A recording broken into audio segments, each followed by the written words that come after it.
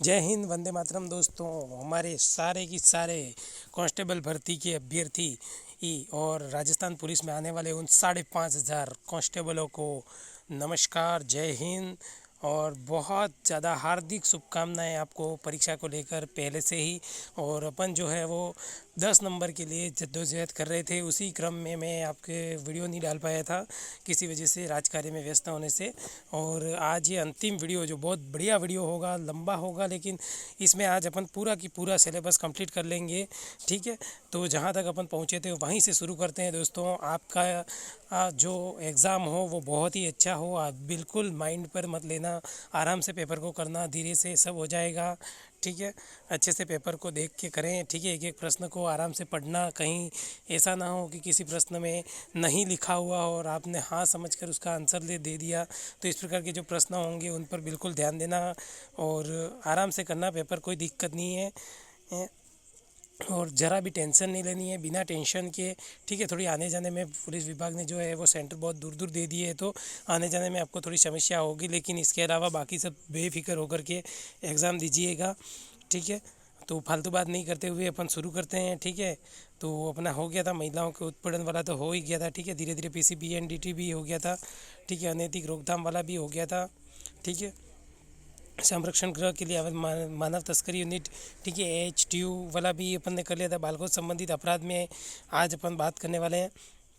तो राष्ट्रीय अपराध ब्यूरो 2015-16 के अनुसार भारत में बच्चों के प्रति होने वाले अपराध जैसे बाल श्रम, बाल व्यापार, अपहरण, शारीरिक मानसिक हिंसा, यौन शोषण, बलात्कार आदि के मामलों में लगभग दोगुनी बढ़ोतरी हुई है। ये अपराध घर, स्कूलों, अनाथालय, आवास गृह, सड़क, कार्यस्थल, जेल, सुधार गृह आदि किसी भी, जैसे कि बच्चे जिन जिन जगहों पर बालक रहेंगे वहाँ पर उनके साथ में इस प्रकार के अपराध किए जाते हैं। ठीक है दोस्तों, तो थोड़ा सा मैं फास्ट चलूँगा और आप समझने की कोशिश करना। ठीक है, कहीं ना कहीं आपके काम आने वाला ही चीज़ है ये। बाल संरक्षण के लिए बनाए गए कानून निम्नलिखित है। ठीक है, बालक एवं किशोर श्रम प्रतिषेध एवं विनियमन अधिनियम 1986। ठीक है, ये अधिनियम क्या कहता है? इस अधिनियम के तहत धारा 3 के तहत 14 वर्ष से कम उम्र के जो बच्चे हैं उनको किसी भी खतरनाक काम में या गैर खतरनाक काम में लगाया जाता है तो वो संज्ञेय अपराध के अंदर आएगा। मैंने आपको बताया था संज्ञेय और असंज्ञेय अपराध, तो ये संज्ञेय अपराध के अंदर आएगा। और 14 वर्ष से कम बालकों को अगर इस कार्य में लगाया जाता है, ठीक है, तो ये जो है वो ये अधिनियम जो है वो इसके लिए कार्य करेगा। ठीक है, इस अधिनियम में जो निर्धारित किया गया है उसके अनुसार जो है वो काम किया जाएगा। आप तो समझ लो 14 वर्ष तक के बालक के लिए ये जो अधिनियम बनाया गया। ठीक है, बालक एवं किशोर श्रम प्रतिषेध अधिनियम, ये इतना ध्यान रखना है। ठीक है, इसमें शॉर्ट में समझ लीजिए। श्रम मंत्रालय में केंद्रीय औद्योगिक संबंध तंत्र CIRM इस अधिनियम को लागू करने के लिए जिम्मेदार है। ठीक है, इसको जो लागू करता है वो है CIRM। ठीक है, CIRM यानी केंद्रीय औद्योगिक संबंध तंत्र, ये इसको लागू करने के लिए जिम्मेदार है। CIRM मंत्रालय का संबंध कार्यालय है और इसमें मुख्य श्रम आयुक्त केंद्रीय CLCC संगठन के नाम से भी जाना जाता है इसको। ठीक है, इसको जो है वो मुख्य श्रम आयुक्त केंद्रीय CLCC संगठन के नाम से भी जाना जाता है।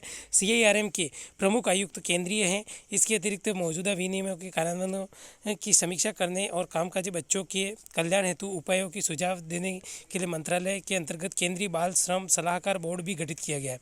इस अधिनियम के मुख्य प्रावधान निम्नानुसार है। ठीक है, इसके जो प्रावधान है वो कौन कौन से है दोस्तों, देख लेते हैं फटाफट।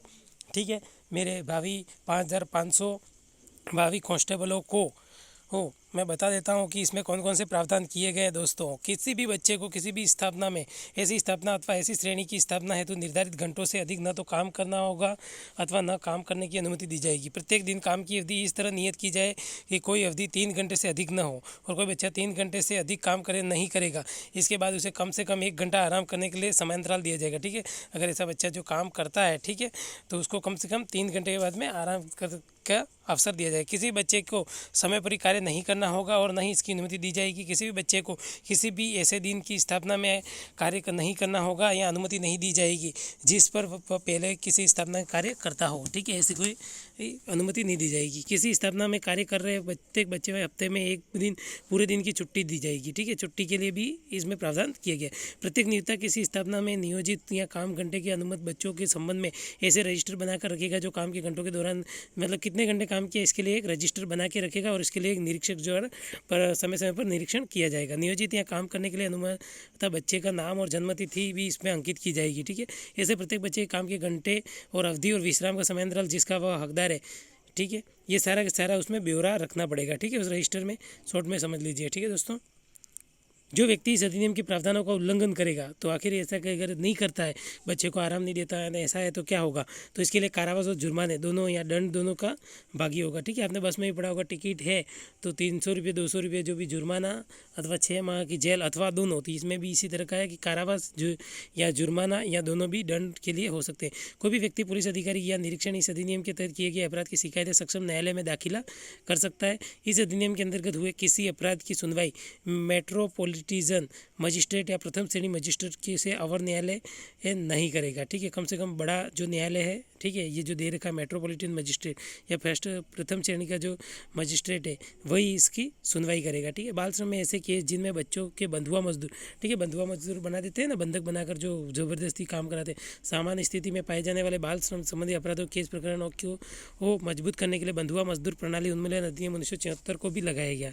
ठीक है यानी जो बंधुआ मजदूर प्रणाली उन्मूलन अधिनियम 1976 था, इसके अंतर्गत जो है वो भी इसके अंदर शामिल किया गया है। बाल श्रम निषेध नियम एवं संशोधन जो इसे ये जो संशोधन अधिनियम था वो 2016 में संशोधित किया गया। इसमें बच्चों की 2 श्रेणी बना दी गई। एक ऐसा व्यक्ति जिसके 14 वर्ष की आयु पूरी नहीं की हो और 14 वर्ष तक की आयु के किसी बच्चे को कहीं भी रोजगार पर नहीं लगाया जा सकता है। ठीक है, 14 वर्ष तक के बच्चे को तो कम से कम कहीं रोजगार लगाया जा ही नहीं सकता है।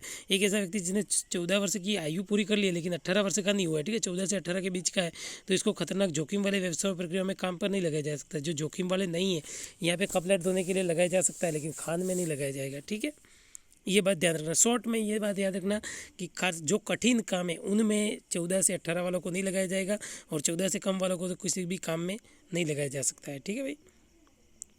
बाल विवाह निषेध अधिनियम 2006 की धारा बी के तहत यदि कोई विवाहित जोड़े में से कोई भी एक नाबालिग है तो इसे बाल विवाह माना जाता है। ठीक है, दोनों में से अगर एक भी की जैसे कि 21 वर्ष का लड़का नहीं हुआ है या 18 वर्ष की लड़की नहीं हुई है तो वो नाबालिग माने जाएंगे। इसका अर्थ है कि विवाह की न्यूनतम कानूनी उम्र लड़की के लिए तो आपको पता ही है 18 साल और लड़के के लिए 21 वर्ष। जिसको नहीं पता है ध्यान रखिएगा दोस्तों। केंद्र सरकार द्वारा 1929 में बाल विवाह निषेध अधिनियम को निरस्त करके उसके स्थान पर 2006 में अधिक प्रगतिशील बाल विवाह निषेध अधिनियम लाकर हाल के वर्षों में इस प्रथा को रोकने की दिशा में काम किया गया है। ठीक है, 2006 में बाल विवाह निषेध के लिए नया कानून बनाया गया। ठीक है दोस्तों, यह कानून नवंबर 2007 से प्रभावी हुआ है। ठीक है, इतनी बात ध्यान रखिएगा। इसमें बाल विवाह के लिए जो है वो आपके जो अगर 18 वर्ष की आयु पुरुष के कम से कम कोई भी व्यक्ति जो 18 वर्ष से अधिक आयु का पुरुष वयस्क होते हुए बाल विवाह करेगा वह कठोर कारावास से जिसकी अवधि 2 वर्ष तक की हो सकेगी। ठीक है, या जुर्माने से या 1 लाख रुपये का तक का हो सकेगा अथवा दोनों से दंडनीय होगा। ठीक है, कोई पुरुष में 18 साल का हो गया हूँ तो मैं बालिग हो गया, बालिग तो हो गया है। ठीक है, लेकिन विवाह की आयु जो निर्धारित आयु है वो पूर्ण नहीं की गई है।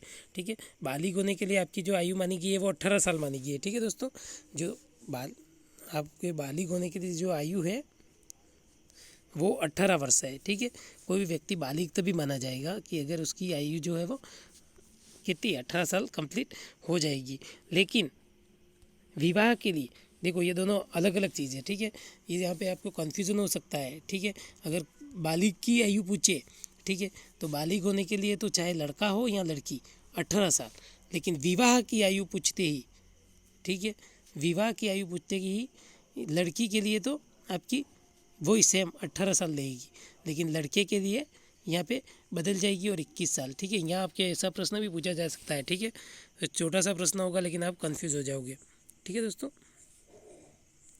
तो इस तरह के कोई भी बालक विवाह करेगा या वहाँ ऐसा कोई व्यक्ति जिसके पार्षद में चाहे माता पिता हो अथवा संरक्षण किसी व्यक्ति को जो इससे कराएगा, ठीक है, विधि के विरुद्ध, ठीक है, ऐसा विवाह, तो उसको जो है वो दंडित किया जा सकता है। ठीक है दोस्तों, 2 वर्ष तक की जेल है, इसमें कठोर से कठोर कारावास दिया जाएगा। ठीक है, और 1 लाख रुपये का जुर्माना या दोनों हो सकता है। लेकिन अगर कोई स्त्री कराती है तो वो फिर कारावास में नहीं होगा। ठीक है, ये बात ध्यान रखना। ठीक है, यहाँ पे एक चीज़ ध्यान रखनी होगी, यौन शोषण से बच्चों की सुरक्षा का अधिनियम पॉक्सो एक्ट 2012, पॉक्सो एक्ट, ठीक है, बहुत ज़्यादा फेमस है। ठीक है, पॉक्सो कोर्ट के लिए, ठीक है, पुलिस में आने के बाद भी आपको पता चलेगा कि पॉक्सो कोर्ट का मैटर कितना कठिन होता है। ठीक है, बालकों के प्रति बढ़ते हुए अपराधों समुचित उपचार एवं नियंत्रण के लिए लैंगिक अपराधों से बालकों का संरक्षण अधिनियम 2012 पॉक्सो एक्ट लाया गया। 14 नवंबर 2012 लैंगिक अपराधों से बालकों का संरक्षण अधिनियम 2012 पॉक्सो एक्ट लागू किया गया। ठीक है, 2012 में लागू किया गया।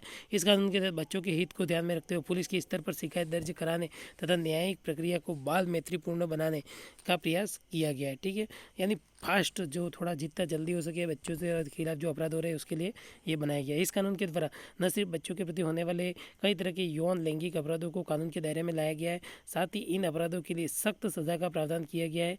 इनमें प्रमुख रूप से बच्चों के प्रति यौन हमला, यौन शोषण, उत्पीड़न, अश्लीलता, गोपनीयता आदि को शामिल किया गया है। बच्चों के प्रति होने वाले यौन अपराधों के प्रति माता पिता, स्कूल को पड़ोसी, स्वास्थ्यकर्मी, पुलिस, मीडिया, सामाजिक एवं सरकारी संगठनों की महत्वपूर्ण भूमिका है। सामुदायिक स्तर पर इनमें के सामूहिक प्रयास के बिना अपेक्षित परिणाम लाना चुनौतीपूर्ण है।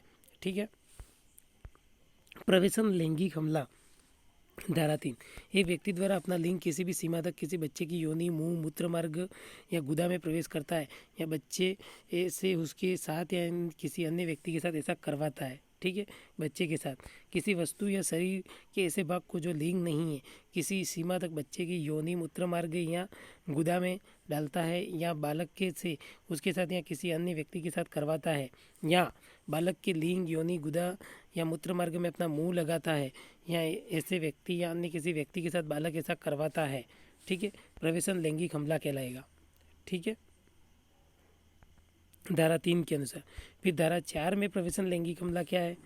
जो कोई प्रवेशन लैंगिक हमला करेगा वह दोनों में से किसी ही भांति के कारावास से जिसकी अवधि 7 वर्ष से कम नहीं होगी। ठीक है, कम से कम 7 वर्ष की जेल होगी इसमें। ठीक है दोस्तों, 7 वर्ष की जेल होगी और आजीवन कारावास तक हो सकेगा, से दंडित किया जाएगा, या दोनों की दोनों जुर्माने भी हो सकते हैं।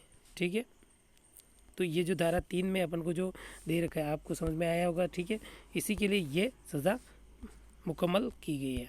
ठीक है दोस्तों, गुरुतर प्रवेशन लैंगिक हमला में शामिल धारा 5, यदि कोई लोक सेवक होते हुए बच्चे पर प्रवेशन लैंगिक हमला करता है, यदि कोई किसी जेल, प्रेषण गृह, संरक्षण गृह, किसी अस्पताल, सरकारी या प्राइवेट कोई भी संस्थान, शैक्षणिक, धार्मिक आदि का प्रबंधक या कर्मचारी होते हुए उस परिसर में बच्चे, जैसे कि इनमें से किसी जगह पर बच्चा है, ठीक है, उनके अंडर, और वहाँ पर इस प्रकार का जो धारा 3 में दे रखा है इस प्रकार का हमला किया जाता है। कोई पुलिस अधिकारी होते हुए बच्चे पर प्रवेशन लैंगिक हमला करता है, अपने पुलिस स्टेशन या कार्यक्षेत्र में जहाँ उसकी नियुक्ति हुई है या वहाँ पर होता है, किसी भी स्टेशन हाउस के अंदर, चाहे वो पुलिस स्टेशन के भीतर हो या न हो जहाँ पर वह नियुक्ति है, ठीक है, अपने ड्यूटी के दौरान उसके अलावा जहाँ पर वह पुलिस अधिकारी के रूप में जाना जाता है, या जो कोई सशस्त्र बल या सुरक्षा बल का सदस्य होते हुए बच्चे पर प्रवेशन लैंगिक हमला करता है, उस सीमा के अंदर जहाँ उसकी नियुक्ति हुई है या जहाँ पर उस व्यक्ति को सशस्त्र बल या सुरक्षा बल द्वारा सदस्य के रूप में,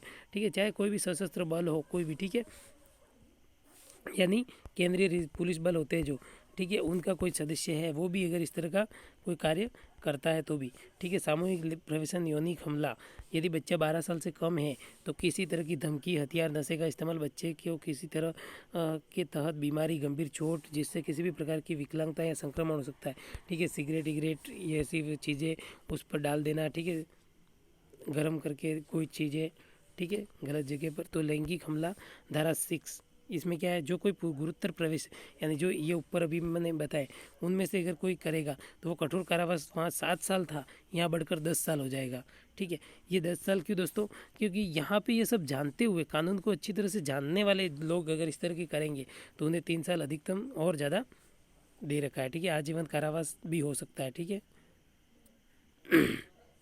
लैंगिक हमला 7 क्या कहता है, जो कोई लैंगिक आशय से बालक की योनि, लिंग, गुदा या स्तनों को स्पर्श करता है या बालक से ऐसे किसी व्यक्ति या किसी अन्य व्यक्ति को योनि, लिंग, गुदा या स्तनों को स्पर्श करता है या लैंगिक आशय से ऐसा कोई अन्य कार्य करता है जिसमें प्रवेशन किए बिना शारीरिक अंतर्ग्रस्त होता है लेकिन हमला करता है, तो यह कहा जाता है। ठीक है भाई, इसमें क्या है कि जो कोई लैंगिक आशय से बालक की जो योनि है, लिंग है या गुदा स्तनों को स्पर्श करता है या बालक से ऐसे किसी व्यक्ति से करवाता है, ठीक है, इस प्रकार का स्पर्श, तो ये जो है प्रवेशन किए गए शारीरिक अंतर्ग्रस्त होता है, लैंगिक हमला करता है।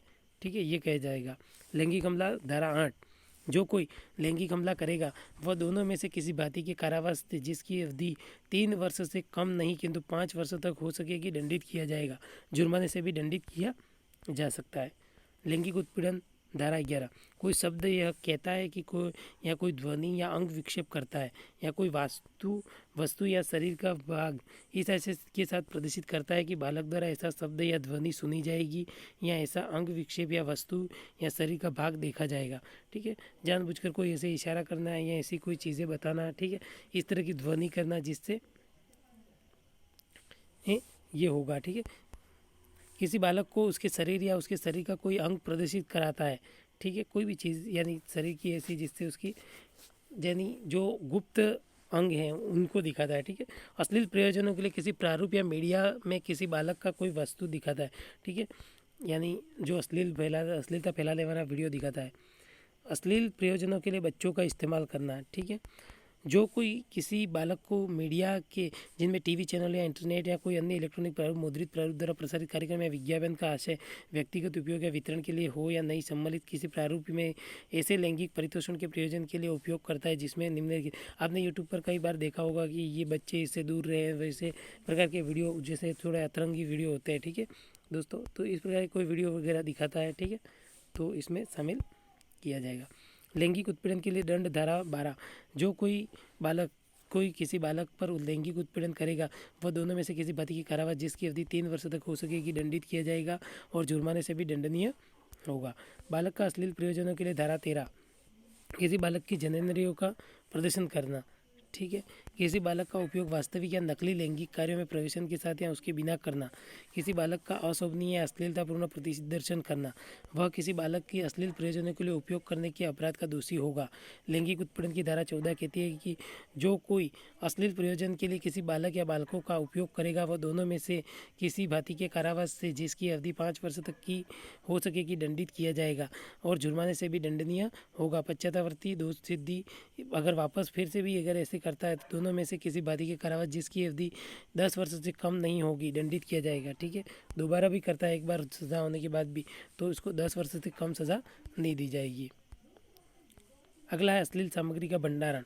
ठीक है, जो कोई व्यक्ति वाणिज्यिक प्रयोजनों के लिए बालक को सम्मिलित करते हुए किसी अश्लील सामग्री का किसी भी रूप में भंडारण करेगा, ठीक है, सीडी वगैरह बना के रखता है, ठीक है, वह किसी भांति के कारावास से जो कम से कम 3 वर्ष तक हो सकेगा या जुर्माना या दोनों से दंडित किया जा सकता है। यह अधिनियम न्यायिक व कानूनी प्रक्रिया के प्रत्येक स्तर पर बच्चों के हितों की सुरक्षा सुनिश्चित करता है।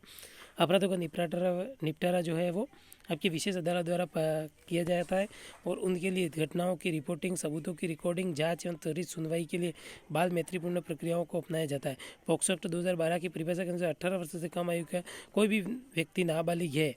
ठीक है, यह अधिनियम बच्चों के खिलाफ होने वाले यौन अपराधों के लिए पूर्णतः व्यापक रूप से पहचान करता है। यह प्रत्येक स्तर पर सभी बातों का ध्यान रखते हुए बच्चे के स्वास्थ्य, भावनात्मक, शारीरिक, सामाजिक, मानसिक, बौद्धिक विकास सुनिश्चित किया जा सके इसके लिए बनाया गया। बालिकाओं के साथ बढ़ती दरिंदगी को देखते हुए इस एक्ट में बदलाव किया गया जिसके तहत अब 12 वर्ष तक की बच्ची से रेप के दोषियों को मौत, ये आपको पता होगा दोस्तों 12 वर्ष तक कि ये जो किया गया था, पता आपको जम्मू कश्मीर में एक रेप कांड हुआ था। ठीक है, और इससे पहले ही आपको पता होगा दिल्ली में एक हुआ था, ठीक है, गैंग रेप। तो इन दोनों मुद्दों के बाद में ये एक नया मोड़ आया है। ठीक है, और 2018 में अप्रैल 2018 कैबिनेट द्वारा जो 12 साल से कम है उनके लिए फांसी की सज़ा मुकम्मल कर दी गई है। ठीक है, यदि अभियुक्त एक किशोर है तो उसके ऊपर मुकदमा किशोर न्यायालय अधिनियम 2000 बच्चों की देखभाल और संरक्षण में मुकदमा चलाया जाएगा। यदि पीड़ित बच्चा विकलांग है या उसकी मानसिक रूप से शारीरिक रूप से बीमार है तो विशेष अदालत को उसकी गवाही को रिकॉर्ड करने या किसी अन्य उद्देश्य से इसके लिए अनुवादक, दुभाषिया या विशेष शिक्षक की सहायता ली जा सकती है। यदि अपराधी ने कुछ ऐसा अपराध किया है जो बाल अपराध कानून के अलावा अन्य कानून में भी अपराध है तो अपराधी को सज़ा उस कानून के तहत होगी जो सबसे सख्त हो। ठीक है, सख्त से सख्त सज़ा देने के लिए यदि कोई पुलिस, वकील, सरकारी अधिकारी जिनके संरक्षण में बच्चा हो, अगर वो इस तरह की घटना में अभियुक्त पाया जाता है तो उसके लिए भी दंड का प्रावधान होगा। ठीक है, इनमें से भी अगर कोई है उनके संरक्षण में रहते हुए अगर बच्चे ने ऐसा किया है तो वो भी अभियुक्त माने जाएंगे। ठीक है, किशोर न्याय बालकों की देखरेख और संरक्षण अधिनियम 2015 सर्वप्रथम किशोर न्याय अधिनियम 1986 के में अस्तित्व आया जिसमें देश भर में सन से लागू किया गया। इसमें सन 2006 व 2011 में कुछ संशोधन किए गए। सन 2015 में इस कानून में व्यापक परिवर्तन किए गए और यह एक नए स्वरूप में लागू किया गया। इस कानून में 112 धाराएं हैं, ठीक है, जो ये किशोर न्याय बालकों की देखरेख और संरक्षण अधिनियम 2015 लागू किया गया। इसमें जो है वो 112 धाराएं, इनमें 10 अध्यायों में विभाजित किया गया और सन 2016 में इसकी नियमावली बनाई गई है, ठीक है। इसकी नियमावली जो है 2016 में बनाई है। इस कानून को न्याय रूप देने के लिए पीछे कई कारण थे, जिनमें प्रमुख रूप से संस्थाओं में बच्चों के साथ बढ़ती घटनाएं, ठीक है, अपर्याप्त सुविधाएं, देखरेख व पुनर्वास की गुणवत्ता, अधिक संख्या में मामलों के लंबित रहना, दत्तक ग्रह में विलंब तथा 16 से 18 साल तक के बच्चों के किए जाने वाले जघन्य अपराधों में वृद्धि थी, ठीक है। इसके लिए इसको बनाया गया, जो कि ज़्यादा से ज़्यादा क्यों है कि 16 से 18 साल के जो बच्चे थे वो जो बड़े बड़े अपराध थे उनमें शामिल हो रहे थे, इसको देखते हुए, ठीक है दोस्तों। किस तरह के बच्चों पर यह कानून लागू होगा, ठीक है। तो ये कानून 2 तरह के बच्चों की देखभाल संरक्षण वाले कानून, संघर्षरत जो विधि से संघर्षरत बच्चे हैं उनके लिए सर्वोत्तम हित के लिए काम करता है, ठीक है। पहली स्थिति में ऐसे बच्चे शामिल होंगे जिनके पास रहने के लिए कोई घर, जगह, माता पिता, संरक्षक नहीं है, और जिन पे पास है उन पर भी ये लागू होगा, ठीक है। दुर्व्यवहार, शोषण, मारपीट, उपेक्षा या किसी तरह की हिंसा की जाती है, ठीक है, संरक्षक द्वारा। तो दूसरी स्थिति में कानून ऐसे बच्चों पर लागू होता है जिनके द्वारा ऐसा कृत्य किया गया है जो कानूनन अपराध की श्रेणी में आता है। विशेष किशोर पुलिस इकाई व बाल संरक्षण पुलिस अधिकारी के कार्य। इस कानून के अंतर्गत हर जिले में विशेष किशोर पुलिस इकाई, ठीक है, स्पेशल जो है वो इसके लिए एक फोर्स यूनिट बनाई गई है, ठीक है, पुलिस की।